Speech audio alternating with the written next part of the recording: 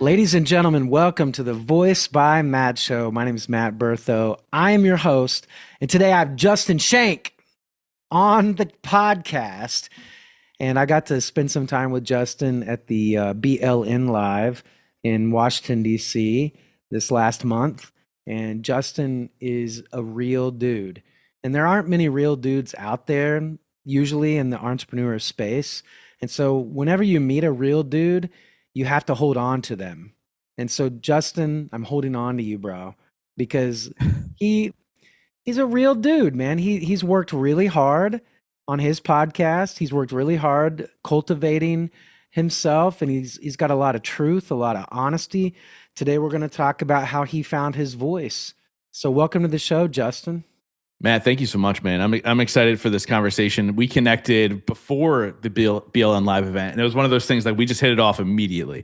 Yep. And I feel like we did it when we got on this call too. We started ranting about all these other things. Like you're like, dude, we need to record this show. Yeah, I stopped but I'm you. excited for whatever journey this conversation takes us on. No, I think one of the commonalities is one, we do not like bullshit at all. And we see it a mile away. We saw it at the BLN Live. We saw a couple bullshit moments that we're like, no. Yeah. But, I think our commonality, that's fun.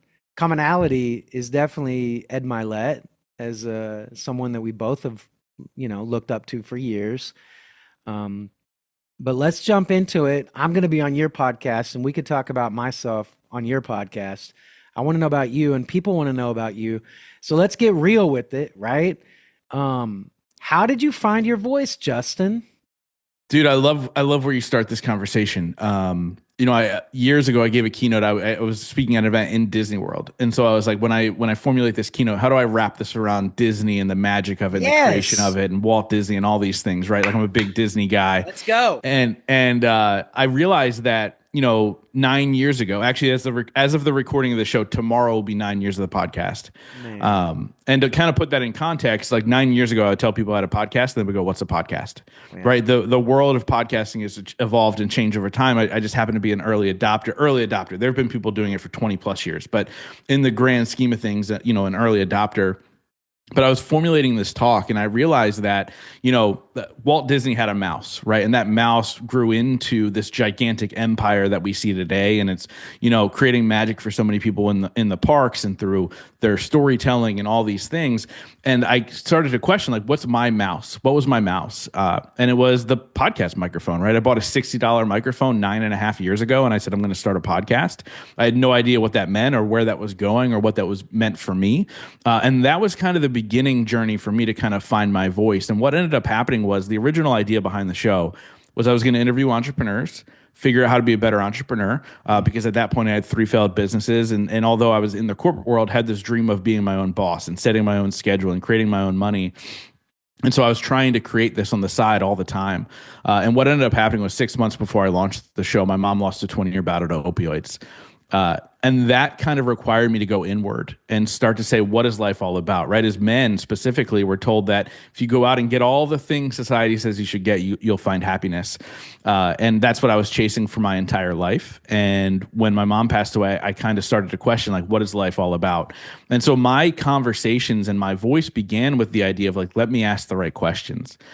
Tell me about your rock bottom moment. What is self-love? How do you find it? How do you create success from nowhere? Like all these things. And organically, that's where my voice began.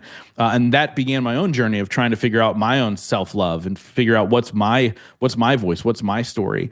And if I didn't buy that $60 microphone and find my mouse, so to say, I wouldn't have been able to create what I've created and have the connections I've created and the life that I've created. And so that was really the beginning of finding my voice. Okay. You have an amazing voice. I mean, obviously, I teach people about their voice every day. And, it gets really nerdy. Like we talk about voice technique. I showed you some of the stuff at BLN. E-A-U. But there's a craft, a foundation to every magic, to every art, right? Walt Disney was a visionary. He had a vision. He was a decent artist. He wasn't the best. But he had a vision. He had this internal dream, this vision that nobody else really saw. People just had to believe in him. And so, you dumped a lot on the people at the beginning of the podcast very quickly, like probably about 180 words per minute in that moment. But I want to rewind it a bit because, I got a little inside. We had to talk about Bublé and Harry Connick Jr. And so I know because of your voice and what I hear from you, we're going to nerd out for a second. Love it. You have a very clean, rich, very authentic to Justin voice. All right. Much like mine. But also I was influenced by Bublé. Not as much Bublé as Harry Connick Jr., Ella Fitzgerald, Louis Armstrong. Like, yeah. But there's something about the New Orleans mystique and the magic of the New Orleans mystery, like the voodoo and the vibe. There's a great guy that wrote one of my favorite songs of all time. It's called Let 'Em Talk. And he's got I'll send it to you. He's got this patch on his eye. He's a black guy, plays the piano, and it's just raw, man. It's like it digs into your spirit and your soul. So there's two questions to this. One, did you try to imitate Harry Connick and Bublé in their delivery and how they speak? Because there's a definite vibe to how they talk, and they have this this is how I am, and this rhythm of how I talk. This is how I do this, right? All of those guys have that kind of swing to their voice, and you kind of have it too, Justin. I just realized that. So when you lost your mom to the opioids and you found the magic, this is funny, Magic Mike. What was the intention and the drive inside of you that made you really nerd out listening to these artists and make you think that you would be anything on a mic? I've never thought about that either. Right. And now when I look back, I think often about it. And like even any musical artist I've seen live, I focus more on, this is funny because I focus more on how they entertain, how they are able to draw in a crowd in between their singing, right? Like music is one thing, right? And I always, like when I host my live events, music's very important. Like the songs I choose are very intentional. They speak to, like I don't let my speakers choose their walk-up song. I pick that, and their post song speaks to exactly who they are. Yeah. Okay, yeah. Time out. I want to know that process. Yeah. So when I'm creating an event, I want to create an experience. Right. So along with the fact that I love concerts, as far as like, why do they set the power off when they set it off? Why are they coming out to that song? Why is that their final song? All those things. I'm also a WWE fan, so we can go in that direction too. But everything is. I got to tell you something about that. This is going to blow your mind, but keep going. Yeah. So everything's about creating an experience for the people in the room. And so how do you create an experience across the board if I have 6 keynote speakers and they're all telling me they want a different feel to how they're walking up, right? So like for me, and I'll give away the secret that people don't realize, but like in every event that I've had, every keynote speaker comes out to the same song. So literally if there's 6 keynote speakers, it's the same song 6 times. Why? Because, hey, if I hit it the one time, you're going to be just excited the second time that same music hits. But if I'm playing Thunder, which is it's a very often chose song by a speaker, hey, can you play Thunder by Imagine Dragons for me to come out to? Then all of a sudden it creates a different energy for the person sitting in that audience. And then their post song is a different song that placates to the message they just shared on the stage. And so for me, music has always tied things in deeper. And so like if that song speaks to what they just spoke to, then that message is going to sink deeper into what I just heard, right, and felt. And so that's why I do that. And so it's an interesting kind of gamble that I started back in 2019, and it's paid off. The song evolved, and now I'm using the same song as I did in 2022 because it just feels right. But it's been fun trying to evolve all that stuff. Now going back to like that first question. When I think about when I'm speaking on a stage or I'm giving a talk, and you saw a snippet of it because we only had 20 minutes or so. Yeah. And I like to use sarcasm and jokes, even weaved into my serious message. And if I were to think back, like now that you're like, oh, how have you used these artists? Like that's Bublé. Yeah, Like Bublé totally. is a crooner. He sings these love songs, and if you've ever seen him in person, he's got jokes in Silly. between all the stuff. But he can literally shift right back into I'm a serious person. I get to talk about my wife and my kids. I love big. I do all these things, and so maybe subconsciously I've adopted that because the first time I saw Bublé perform, I was 23, something like Mm. that. Like 23, 24 years old was the first time I saw him in concert. I had been listening to his music at that point. At that point, probably for 6 or 7 years. Wow. Um, yeah, and so like it's really kind of I think I've adopted that in so many ways. I'm not like Harry Connick Jr. He's very boring when he talks to his audience. Like he'll hold Well, the microphone right here and I talk. want to Like I want to break something down just because, I'm a teacher. I nerd out on this stuff. I see patterns and, I give awareness just yeah, like you do in your podcast and what you do. Um, it makes sense at 23 that you were influenced that much by Bublé because I remember at 23, I got to see Luciano Pavarotti mm, and also BB King around that same time frame, right? And I think both of them have passed since, right? yeah, But I think around that age, around 23, especially for men, I think that we start to know how we're going to grow up. Like what do we really want in life? And I think about 23, I mean, that's when honestly I turned my life around. I started to be like, you know what? I'm going to be a teacher and I'm going to do this thing in public school. I'm going to be the best I possibly can be. But it makes sense, Justin, for you that at that moment you were like, Michael Bublé, I see him, I feel him, he makes me laugh. That's basically me. Only he's a little bit older and he's singing songs. I could do the same thing. yeah, yeah. Possibly, right? Like you kind of look at these people, and I think part of it too is when you see somebody on a stage, you're drawn in, right? You're drawn in magically. Like there's this lean in process, and I I like that see it. idea. I see it, Justin. I see you in that audience just like hypnotized. Yeah. Yeah, dude, it was wild. And it's so funny because when I first saw him, I love that we're having this conversation because I've never talked about any of this stuff on a podcast. So when I first saw him, there weren't many men in the audience. The audience was skewed older. It was in a casino. It was before he was huge, right? He This was actually cracked a great. joke. Did he sing any Christmas songs?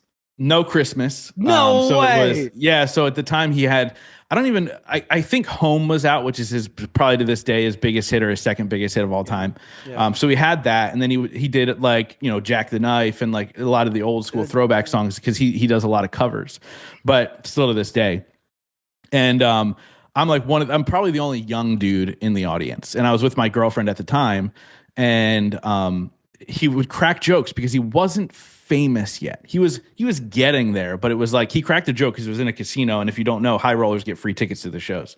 So one of his jokes during the show was like, "I know most of you are sitting out there going, who's this Michael Bublé guy?" Right? Like those were the kinds of jokes that he was telling, and almost like tongue in cheek. And he did this thing. He doesn't do it anymore because he plays big arenas, but he would do this thing where he'd kind of see people out in the audience during like just music playing, and he would mimic them or mock them. Whoa. So I was in the middle of a row, in the second row, in the middle of the row, and it was towards the end of the show. I had to pee so bad, and so I Oh. was just standing there with my arms crossed and I was chewing gum, and he looked at me and just crossed his arms and like mimic chewing gum. Like, so in his head, he probably thought this guy is here because his girlfriend drug him here. He doesn't want to be here. But I was the reason we were there, right? Like I said to my buddy who I said to you before we record, he was signed to Warner Brother Records. I'm like, dude, can you get me tickets to Bublé? And he did. And so it was like this cool like connection moment as well, right? And then that's obviously, I've seen him 4 or 5 times. I've been trying to get him on the show for years now. I've gotten close a couple times. But yeah, dude, like I see a lot of how I've lived my life based off of kind of what he's done, even the maturity arc. When I first started following him, he was a playboy. He was dating Emily Blunt and got caught cheating on her. And that kind of evolved into now he's a huge family man, loves his wife and his kids and all those things. And so like now I'm a family man. I thought I'd be a bachelor forever, but now I'm married and have 2 step kids and all that stuff. But it's really funny when you kind of look at somebody and go, there's a trajectory, right? Mm-hmm. And dude, I'm gonna think forever about my delivery being like Bublé because of this conversation. It's very Yeah. odd to think about. Well, you have a nice like da da da da da da da da da da da da da da da da da da rhythm, Yeah, you right? probably hate how fast I talk. It's No, probably no, cringe no, for you. no, no, no, no. It the reason why it works for you, Justin, as a voice teacher, as a voice coach, is because you feel very deeply, just like me, and because you feel very deeply, you're excited, you're having fun on the podcast right now, and because you're feeling that at a deep level, we feel it and understand every word that's coming out of your mouth. Mm, So, yeah. I mean, it's like Garth Brooks is one of my favorite performers of all time, and I've seen him live 3 times. And there's a song that he does, 6 o'clock on Friday evening, Mama doesn't know she's leaving. Da, da, da, da, da. And generally, his songs are like bow down, da down, bow, bow down, down. Kind of slow and just I'm a badass loving man. Like here I am, world. I'm America, right? He's Yeah. like the all American boy. Um, but the thing that separates him from everybody else in country music across the board, even performers all over the world, is his feeling that he feels is like The Rock. Like this guy he lights the whole place on fire.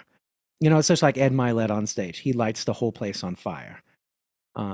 It's just this energy capacity that they have can fill up the whole room. It's incredible. Um, I want to go back, and I know you've talked about it a thousand times on every podcast, on every stage, but our tragedies that we go through, and this is the work I do with my clients too, our tragedies that we go through help us on the journey define who we actually are, right? And I just want you to unpack the pain, because we're just going to go there. We have plenty of time here. I want you to unpack the truth, the raw pain that you went through when your mom died of opioids, because it's a serious problem all over the world. And in our families too, we don't know what to say. We don't know how to address it. We just watch people suffer. And sometimes we get caught up in the mess, right? Yeah. So I want to know, like, what was the turning point that the pain, that the hardship, the struggle, like what happened to make you go, okay, stop. What the hell am I going to do now? Like, what was that moment for you? Yeah. I really like how you position this question. First, I always like to clarify something here. My mom was an incredible mother, right? Like a lot of times when we think about addiction, we think of people living on the streets and we think about all these people. My mother supported me wholeheartedly. Why do I have the audacity to say I can host events for entrepreneurs? Why do I have the audacity to say I can have a podcast that should get listened all over the world? Why should I have that audacity? It's because my mom empowered me to go live my dreams. My mom loved unconditionally. She just couldn't figure out how to love herself. And that was her Achilles heel.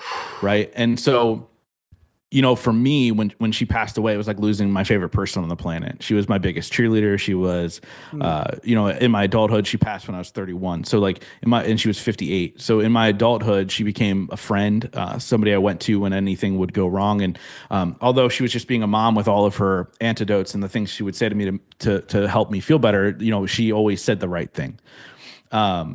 When she passed away, it was truly a rock bottom moment from a number of different standpoints. One, I really kind of had that realization of like, why didn't my mom see that she should love herself? Because everybody who met my mother loved her to the moon and back. Our friends called her Mommy S. Like there was just like this great deep connection with everybody she ever met. And so it was like a multiple layer grieving process of, okay, she's gone. Right. That's the first thing. And by the way, with grief, it's a never ending cycle, right? Like grief always sticks with you. And actually, there's a couple clips on social media with Andrew Garfield. And I love how he talks about his mom dying and how he goes, I love shedding tears for my mom because it shows the amount of love that I had when she was here. Yeah. And there's like this great kind of remembrance, right? And like it's not about sadness. It's about remembrance and joy and understanding that this person loved you. And wow, how lucky am I, right? But when it happened, you go through the cycles of sadness and denial and anger and all these things. And so what I ended up doing was avoided that entire cycle for quite some time. I went on a 3-month bender where I was blackout drunk 6 nights a week. I'm a very self-aware person, and I knew exactly what was happening. I knew exactly what I was doing, which is running and numbing a pain that I didn't want to face. And so the real grief rock bottom moment for me came when my coach at the time called me, and she said, "Hey, what are you doing tonight?" And I said, "Hey, I'm going out with some buddies." And she goes, "No, you're not. You're gonna have to sit and you're gonna have to feel this tonight." And I said, "Okay." Like I very could have easily just gone out with my friends and avoided what she said, but I said, "What a okay. Great coach!" Yeah. She's incredible.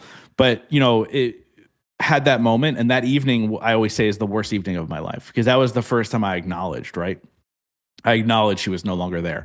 And I ended up writing her a letter, saying all the things I loved, saying all the things I didn't love, forgiving, forgetting, moving on, trying to do all those things. And I set that letter on fire. Wow. And really felt it. And it was the worst night of my life. But I woke up the next day and I had a lot of clarity. One, there was a great weight lifted off my shoulder, right? When we feel our emotions, we allow ourselves to move through them, versus bottling them up and holding them in and allowing our actions to reflect that. So I felt a lot better, but I had 2 realizations. One was what I mentioned earlier, was that my mom didn't die from an addiction. My mom died because she didn't love herself. And the second thing was I didn't love myself either. And so this is a whole nother layer of grief of like, hey, I'm doing this thing that I love, this podcast. I'm connecting with these incredible people. I'm sharing my story. I'm doing all these things, but what I don't love myself. So how do I begin to navigate that? That's why the first 2 years of my podcast, I always say every question I asked was for me. Like it was really a sounding board for me to try and figure out how do I navigate life. And so the grief became the lesson, right? That grief moment and pain that I went through became the lesson where I had to go, I have to figure this out. I have a question. Yeah.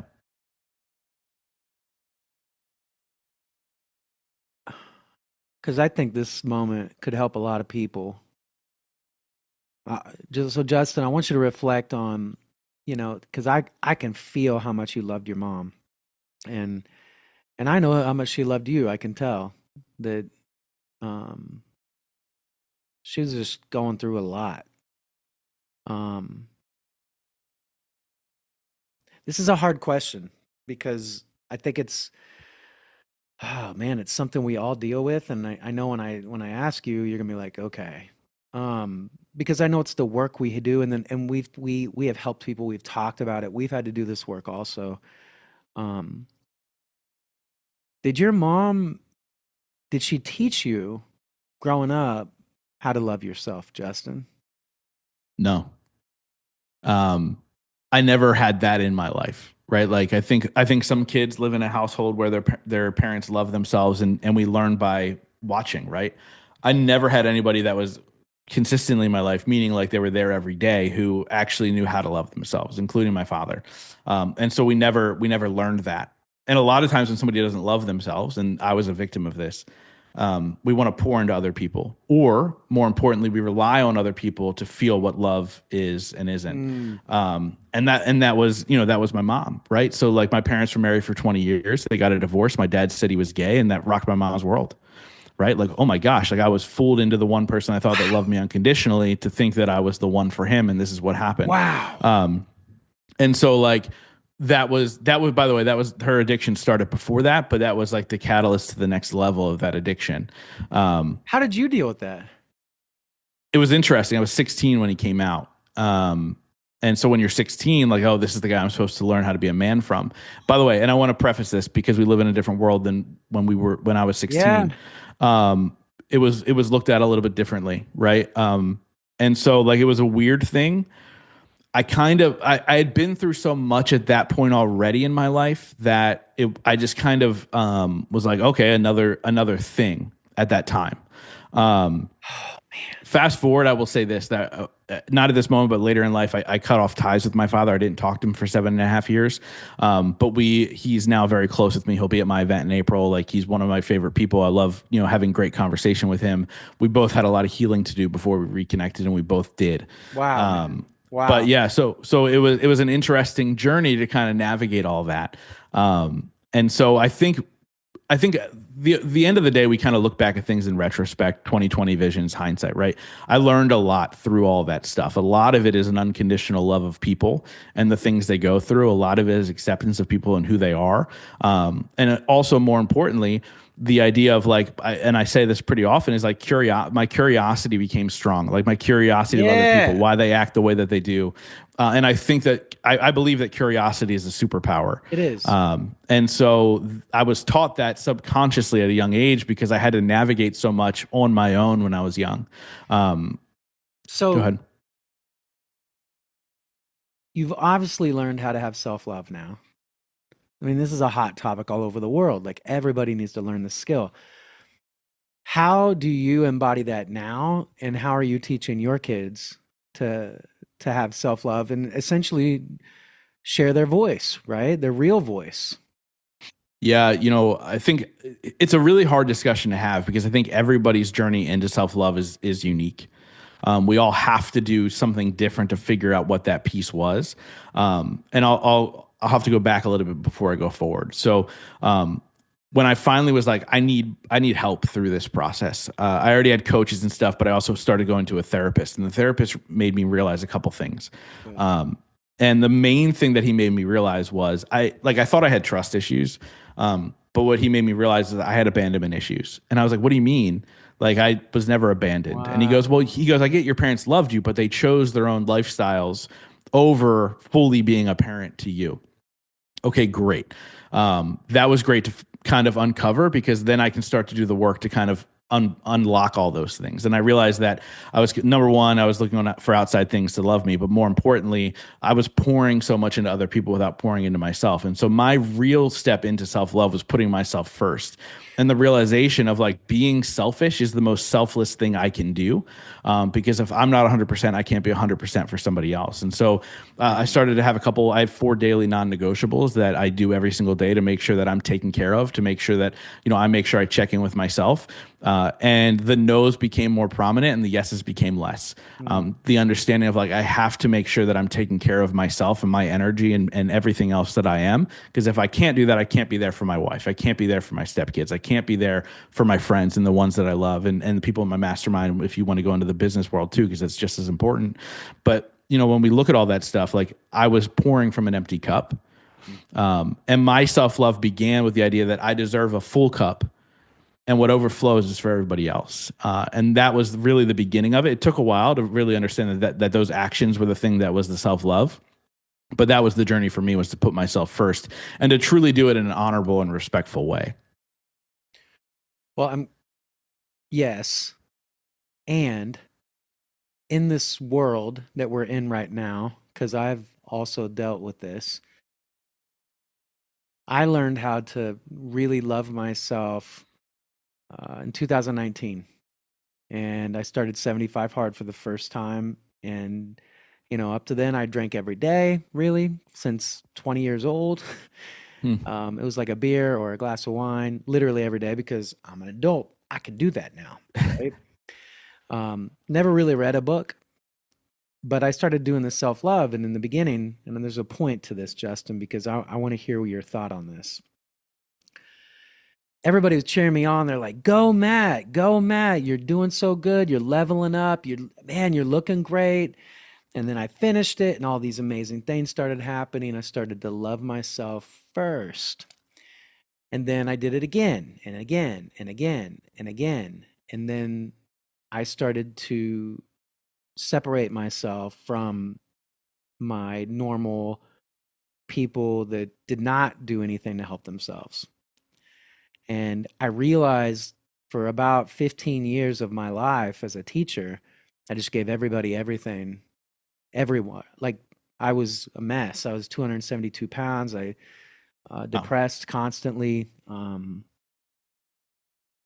now it's to the point in the last 3 or 4 years where it's like, you're egotistical, you're arrogant, you're a toxic male, you think you're better than everybody else. And so I want to hear your thoughts on this, because I know to be true what you said, and I highly encourage everybody listen to what Justin just said about being selfish so you can be selfless. And if I don't take care of myself first, I cannot be there for I can't be there for my kids. I can't be there for Angela. I can't be there for any of my friends. I can't be there for you right now. I can't be there for the people that I coach. And so I want to hear your thoughts on this because there's definitely a pushback right now um, with this mindset of being selfish first to take care of myself first so I can take care of other people. Yeah, so first of all, you're always going to get people when you change your lifestyle. You're always going to get people who call you out, question you. They get angry because they see you making advancements and they're not, right? Yep. And they're going to shoot barbs at you. Like the ones that you told me that people were saying to you, that's rough to hear. Yep. But I always kind of put that through a filtration system. Okay, cool. I'm hearing what you're saying. I'm going to ask myself if that's true. Yeah, there you go. Right. But here's the thing. Most people aren't honest with themselves. You have to be you have to be brutally honest with yourself. Like, because guess what? If somebody calls you a douchebag, you got to actually say, like, am I being a douchebag? Like, you can't be like, no, I'm not. Like, it has to be a reflection upon, like, okay, well, yes, I'm doing these things, but is that leaking bad habits into my other life? Right? Am I not nurturing some relationships that I should be nurturing? And so for me, like, I did 75 hard as well. I'm fat again, but I did 75 hard as well. 2021. You're not fat, bro. I have fat. Is that what they say? I'm not fat. I have fat. I like that. That's good. So I did. Yeah. It's the whole thing is like, you have fingernails, but you're not fingernails. And so, it's funny how we kind of look at that, but 2021, I did 75 hard and there was a lot of clarity there and a lot of, obviously the physical reflection of it was great. And all these things. And you do notice a difference of how people acted, right? Like also, hey, why aren't you having a drink? Hey, why aren't you coming out to eat with me? Hey, why aren't you doing these things? And that's an interesting thing to go, well, why am I doing this? Because at the end of the day, if we were to fast forward to the end of our life, is that person that's saying to you going to be at your bedside? Is that person going to really worry about you after the first week of you passing away? Is that person actually going to reflect, right? And so the end of the day, we have to, again, go back to putting ourselves first, because at the end of the day, we come into this world alone and we leave alone. Yes, you may have loved ones around you, and I hope to God when you're born, your mother and your father are loved ones around you, and when you go out, your wife and whoever else loves you is around you. But at the end of the day, that journey and that spiritual journey is our own. And Ed Milet actually puts it the best. He always says that when he gets to heaven, he believes he's going to see the man he's supposed to be. And he hopes that he is exactly that person. And that's really the goal in life, right? To understand that we have a purpose and we have a mission and we have these things that we're supposed to be doing. And when you die, they show you who that person's supposed to be, hopefully you did the work in order to become that person. And I think that's such a beautiful way that he puts it, right? Like, because that's all that matters at the end of the day. You're here for a purpose. And we have to literally lean into that. And yes, there's going to be haters and dejectors and all these things. I had people, once I started leveling up my circles and the podcast took off, I had plenty of people in my old sphere. Oh, they would say it in a nice way, but I knew what they were saying. And they would say, oh, you're famous now. Oh, look at you. Oh, yeah. Wow. Come on. I hear it. Yeah. I hear it now. Oh, Yeah. you're traveling all over the place. Are you ever in town? Where are you going this week, Matt? I'm like, guys, I'm living my life like the way God wants me to live it. Yeah. The tongue in cheek, backhanded compliments from people. Yeah. Like, oh, wow. Look at you. Oh, Mr. Famous. Oh, this guy. And it's weird because we still always feel like that 16-year-old. I feel like we always go back to 16 years old, right? Like, I interviewed a guy, his name is BJ Gador. He was on the cover of Men's Fitness like 9 times, like super ripped, super lean, like jack dude, but he was fat back in the day. And he goes, I did a shoot and I had to wear a Speedo. And now keep in mind, this guy's like 2% body fat. And he goes, I felt so uncomfortable. And it was the worst thing that I ever went through, because he'll always be the 16-year-old fat kid, right? So yes, we can do the work and do all these things, but we always rewind back to that. And so when you hear people go, oh, you're famous now, or oh, you're too big for us, I'm like, what are you talking about? No. Like, I'm this 16-year-old kid who just wants to have a good time with the people that he loves and the people who love him. Yeah. And it's just like this weird dichotomy. But at the end of the day, like, I think once you figure out what your purpose is, it's really hard to go off course. Yeah. It's really, really hard to steer away from that thing. And so even if you still feel like that 16-year-old, you're like, yeah, but that 16-year-old has a purpose and I'm the man who's supposed to drive that home. Yeah. Right. And so like that's when you really fall into like, hey, I'm sorry if I'm offending you, but I'm not sorry because I'm gonna go out and live the life I'm supposed to live. Justin, do you feel like at this point that you have defeated the self-love family tree issue? No. No. And what I mean by that is, the self-love thing is a limiting belief. It comes from the limiting beliefs that we carry. And that usually stems. I did some research because I was like, hey, I want to talk about limiting beliefs on stage and I want to talk about how to overcome them because I feel like I've come up with at least a system to help overcome them. But I was like, first I need to figure out where they come from. And I realized that all limiting beliefs come from 4 different places. One, which is the most common, is childhood, right? And it could literally be as simple as you're walking down the mall when malls were a thing with your mom. And your mom runs into somebody she knew from back in the day, and they're so excited to see each other, and you hide behind your mom's leg. And your mom goes, "That's Matt. He's just shy." Oh. That simple phrase will implant into your brain that you were shy. Whoa. And those are the people that go, "Oh wait, I can't be a public speaker. I'm shy. I'm the guy or girl who stands in the corner." Right? Like something as simple as that. The second place is society. Society says that you're a woman, you can't do that. Society says you're a minority, you can't be that. Society says you're gay, you can't do this. And we can choose to accept or deny. Most people choose to accept, right? The third place is your subconscious. So, I'll do that one last. The third place is self, right? Like, how are we talking to ourself? Like, and I'll rewind Or to childhood identity. again. Yeah, right. So we rewind to childhood, right? You're in middle school, you have a crush on a girl, you walk up and ask her out, and she goes, "Oh no, I'm dating somebody else." But then you go in the mirror and you go, "Oh man, you're ugly. You're not Oh, lovable." man. Right? She didn't say that, but you've decided to own that I and start suck. to tell Nobody yourself likes that. me. Right. Exactly, right? And then the fourth place is your subconscious, or what Gabby Bernstein refers to as a big T trauma. Something that we went through as a kid, and this is a deeper conversation, but something that we went through as a kid that we actually repress and we don't remember. A lot of times it's molestation, those types of things that so much of the world, and I'm grateful that I have not gone through that, but so much of the world has gone through that. But that will implant so many limiting beliefs inside of you. So these are the 4 places they come from.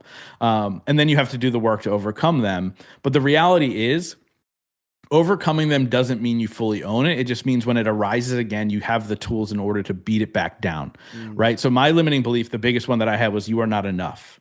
You are not enough for love. You are not enough for success. You are not enough for accolades, all these things. And by the way, even through these limiting beliefs, I was getting the love, I was getting the success, I was getting the accolades, but I was not owning them, right? I was like, this is not real. I don't deserve it. And so I'm not here to say now that that doesn't pop up every once in a while. Every time I step into the next version of myself or decide to take on a big risk, that this thought comes up. But I've just created the tools in order to hush that voice. And I think that's kind of the beauty of life, is that we're all imperfect. And to find out how to navigate it a little bit better is really the healing process that you need to pass on to the next generation above and beyond, right? I think we all have. I've talked to some of the most successful people in the world. Guess what? They have limiting beliefs. Guess what? They still doubt themselves. Guess what? They don't always love themselves, but they have the tools in order to create more success as far as internally, so they can overcome those things. And I think that's the real superpower, is that like we're all imperfect. We just have to learn how to navigate that imperfection. Yeah. You have to face the darkness head on. And so real quick, before we move on, maybe I did heal that generationally, because my father and my mother didn't know how to work through that. Right. My grandmother, meaning my dad's mom, did not know how to work through that. And maybe the healing process is we learn how to work through that, and we can teach the next generation, your kids and so on and so forth, to have those tools in order to move forward. So yes, I feel like I did heal that, but not in a sense of like fully like, hey, I'm 100% good to go all the time. But your legacy has been shifted now to learn how to teach your kids and others, but your kids most importantly, how to love themselves. It's huge. Yeah. Huge. I have 4 questions. One, I have one extra I'm going to add, so 5. You know, like knows like, energy knows energy, and your energy is awesome. I know, I can feel it. It's very similar with me. the faith journey that you had, real quick. How important is faith in that journey to you? So it's a really good question. So I grew up in the church, right? When I think about faith, the word faith ties into religion for me, and this may be totally off kilter for how most people look at it. So it's been a constant evolution. So I grew up in the church. My grandfather was a Methodist pastor. At one Hey, point, he ran all the Methodist churches in the state of New Jersey. So I know the Bible. I know the stories. I believe in the Bible. I believe in the stories. I don't believe in the organized religion of it, right? So there's a book called What is the Bible by a guy named Rob Bell. Fascinating book. It's the one I recommend to everybody in and all out of right. entrepreneurship. And it allows you to kind of look at the scripture and maybe look at it a little bit differently. See, when the Bible was originally written, they didn't have printing presses. So what would happen is the one guy that could read would go to a town and read the scroll to them. And then they would discuss what they felt like it meant. And now religion is they read it to you and then they tell you what it means. Right. Again, it goes back to that curiosity as a superpower, right? Like how do we navigate how we actually feel about this story and this message? And he has details in the book of like how we look at things maybe a little bit obscured. But fast forward, remove myself from religion, still consider myself a Christian. There was actually a moment in my life when I was 16 years old. My dad ended up going to jail and I had to move in with my aunt and uncle, and my aunt and uncle were very religious. They still are. I love them to death. They're like second parents to me. But we talk about the Bible and church and Jesus and God. And I was in a place to not hear this at this time. Right. And I remember one evening I was in my room in their house and I was crying and I was like, God, if you exist, you better show yourself to me because I don't believe this. Went to school the next day, didn't think about this. Nobody knew I had this thought or this conversation with myself. Came home the next day or came back to their house the next day. And on the kitchen counter, there's a Bible open. And on top of that was a little book called The Upper Room. And the Upper Room. So I know if you're the familiar. upper room. Yeah. So the Upper Room has stories that ties into Bible verses. Yeah. And it was opened up, which this has never happened. It was never opened up on the counter. It was opened up to a story about essentially saying like, just because you can't see me doesn't mean I'm not here. Whoa. And I was like, okay, What? from this moment on, I will no longer question that portion of it. And so for me, it was like this eye-opening thing of like, okay, yes, there is a God, there is a Jesus. Now I have to figure out what does that mean for me? Whoa. Yeah, isn't that wild? No, I love that story, man. What a great Yeah. story. Yeah, it's wild, man. I think about it. I think about it often, right? You should. Yeah, That's it's like, yes, Justin, I exist. yeah. I hear you. I'm sorry you're going through this, but understand that I'm here and there's a reason for it. Wow. Right. And like I didn't realize that at that moment, but when How old were you? fast forward 16. Dude. Yeah. It's pretty crazy. And it was really like that moment of like, okay, I'll no longer question whether you exist or not. It was about questioning everything else of like the organized religion and all these other things. And so for me now, it's spirituality, right? It's not judging, it's all these things. And so spirituality to me, how I look at it is there's two things to it. One is there's something more powerful than you. You did not create this universe. Like, right. So whether it's God, Allah, source, mother nature, whatever, there's something more powerful than you. We chose as humans to say the word God. Maybe you just chose a different word. Yeah. The second piece is we are all energy, right? Like, and that's a scientific fact. So even if you're not religious and you're not spiritual, that's a scientific fact. Protons, neutrons, electrons. But I tie our energy into spirituality, right? Because once our body is done, our soul will live on and our spirit will live on. That's the energy. I believe in spirituality. Our goal is to make sure that the energy is moving with us instead of against us. That means we're living in alignment. That means we're living in our purpose. That means we are, not doing it only for us, all these things. And so if you're flowing that way, by the way, that's when abundance happens. That's when money finds you instead of you finding it. That's when the right people find you instead of you finding them. And that to me is spirituality and the acceptance of like, okay, I have no real power. I just have power of choice. And hopefully that means that energy is flowing with me. So that's really been kind of my journey of faith, right? Do we have faith in a higher power? Do we have faith in all these things? It's evolved over time. I'd say the spirituality piece really has come into play over the last 5 or 6 years, more than any other time. And to really re-dive into this idea of like, what does this all mean? And that's where I'm at now. And I'm sure 10 years later, we're going to have another conversation on this podcast and I'll be in a different place, right? Because it's that constant evolution of that human journey. Okay. Thank you for that. I'm right along with you I feel the same way, like 100%. Um, I ask these questions because these questions are the questions that I developed over the last 20 years of teaching in my life. I asked them to every student that I saw. They'd come in as freshmen, they'd hear these questions. I mean, Mm, obviously they grew over time. Um, but just the first thing that comes to your head, just say it. Ready? okay. Okay, number one, what do you love more than anything in the world? My wife. Perfect.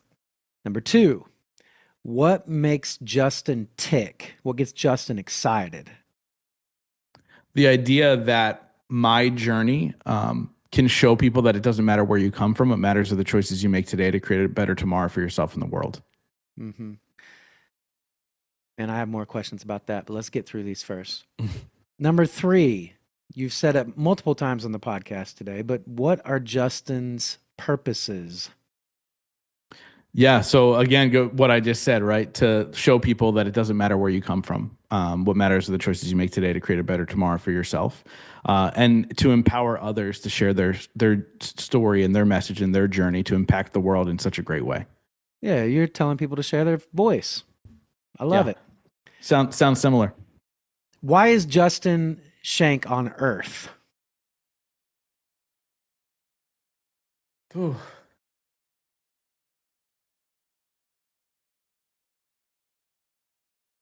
To be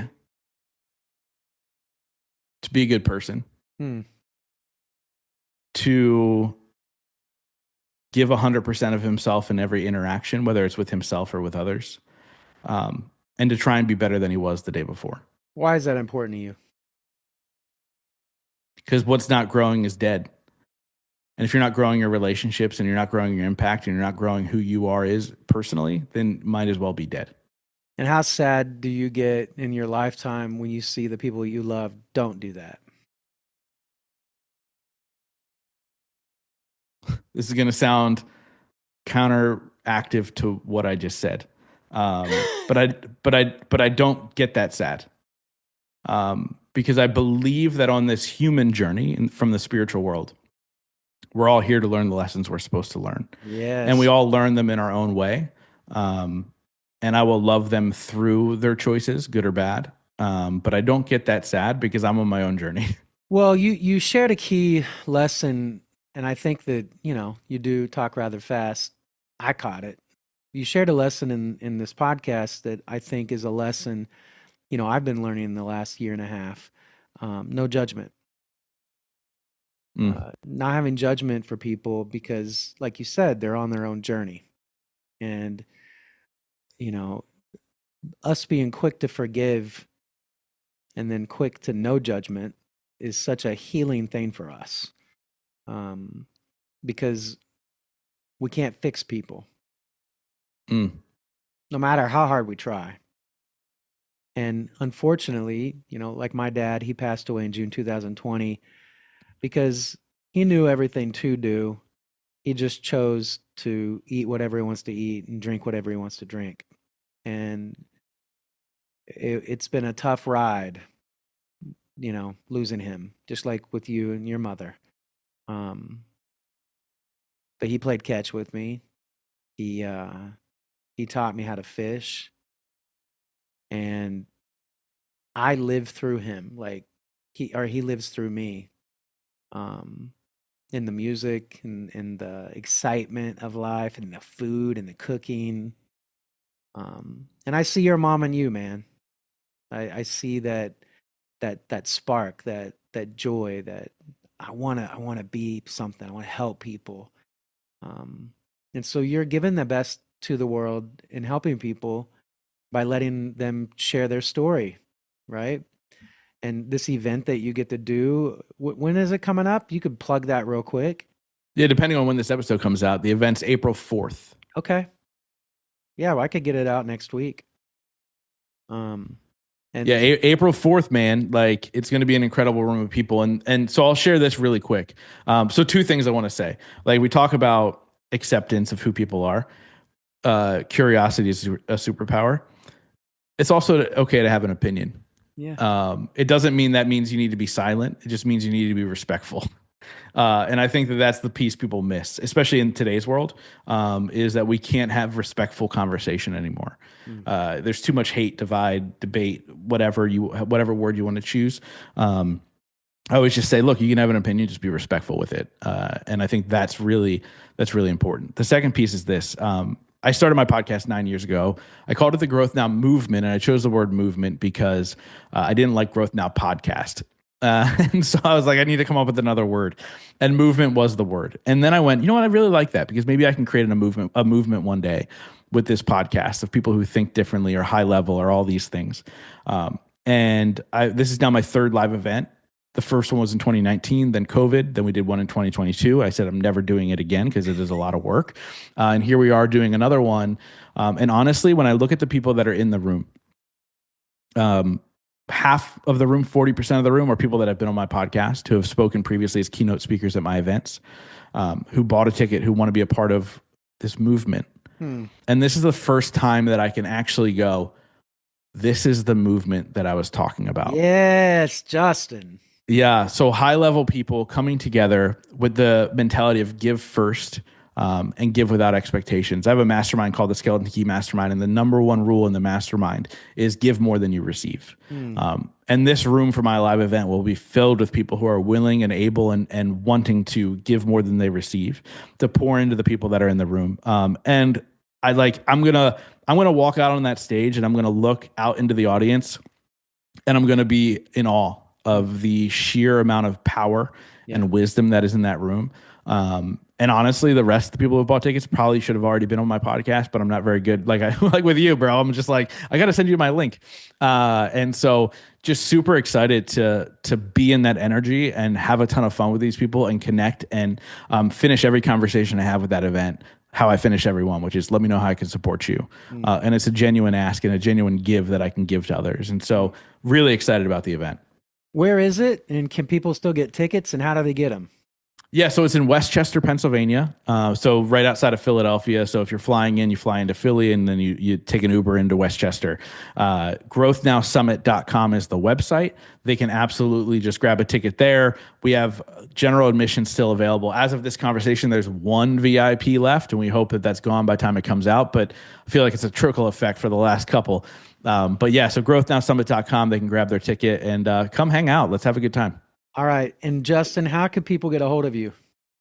Instagram's best, so they can follow me at Justin T. Schenck, shoot me a message there. And then wherever they're listening to this podcast, search Growth Now. My podcast will come up. And I always say, listen to a couple episodes. If you vibe with it, click subscribe and come on the journey with me. Because that's all there is. There's no ending destination other than death in this lifetime. So come on the journey with me and let's grow together. Dude, thank you so much for being on the podcast today, man. Matt, thank you, man. This has been a lot of fun. Thank you for taking me places nobody has ever taken me, dude. This was great. Well, I get that comment a lot. I love it. That's just the way my brain works, I want to know, I want to go a little deeper than hopefully people generally go with you, because I genuinely want to know you. So like and subscribe, share this show, follow Justin Schenck, and keep shining, keep sharing your voice, man. Thank you, Justin, for coming on, bro. Thanks, brother. All right. Talk to you guys later.